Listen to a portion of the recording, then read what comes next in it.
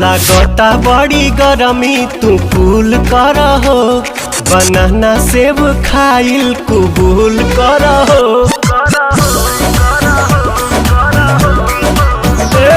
लागता बड़ी गरमी तू कूल कर हो, बनाना सेब खाइल कबूल कर हो।